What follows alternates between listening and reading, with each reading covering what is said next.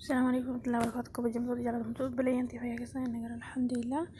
الراوني سني agarsiisu ijoolleen Suudi Arabiyaa keessa jirtanii kaardii qarshii 10 akkamitti daqiiqaa 25 hidhattanii biyya bilbiluu dandeessanii isin agarsiisa. Asitti urjii barreessinaa 8883 achi booda maslaalii achi booda akkasiin nu dhufa.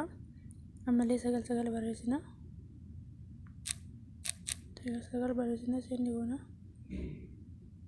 Asitti arfaffaarratti arabiidhaan naa dhufeena isin ingiliffaan dhufuu danda'a. Itoophiyaa asbuu'a naan jedha. Itoophiyaa torbaan jechuudha, daqiiqaa torbaan yaani guyyaa haga guyyaa torbaatti isinii ta'a jechuudha. Daqiiqaan sun kaayitan jechuudha. Afur irratti afur irra naa dhufeera waan ta'eef afuri. Arbaa Itoophiyaa asbuu'a yaani haga guyyaa torbaatti jechuudha. Afuritti barreessee seend jedha. Ammallee sagal barreessa seend godha. Amma gubbaa irratti sagaliin gubbaatti maaltu naa dhufeera? Itoophiyaa sa'aati limaddati 7 ayyaam naan jedha. Hanga sa'aatiin hanga guyyaa torbaatti seektoraa naan jedha.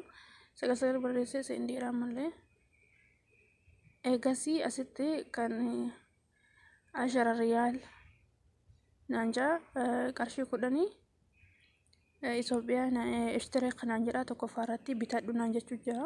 Qarshii 10 bitadhu naan jira.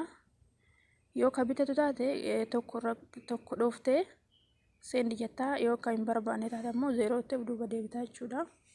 Anama bitachuu barbaada waan ta'eef tokko jedhanii seend godha. Eegasii halaas qarshii riyaala 10 daqiiqaa 25 bitadhee jira jechuudha. Daqiiqaa 25 bitadheera. Daqiiqaa 25 haasaa jechuudha. Riyaala rasiixa jechuudha. Kun amma ka hojjetu sawaa irratti jechuudha. Sawaadha. Warri sawaa qabdanii akkasii bitachuu dandeessanii hidhachuu dandeessan jechuudha. Riyaala 20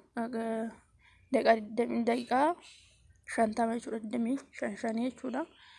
Baay'ee bareedaadha. Isin haasofsiisa. Yeroo itti aanu inshaallah akkamitti akka gara biyyaa ergitanii riyaala 12 gara biyyaa ergitanii qarshii 50 biyyarraa isinii bilbilanii yookiin ammoo hiimoodhaatti daataa guutanii akkaataa itti isinii bilbilanii isinii hima inshaallah. Hangasiif hanga viidiyoo biraatti walitti deebinu. Galatooma. Wassalaamu alaikum warahmatullaahi wabarakaatuh.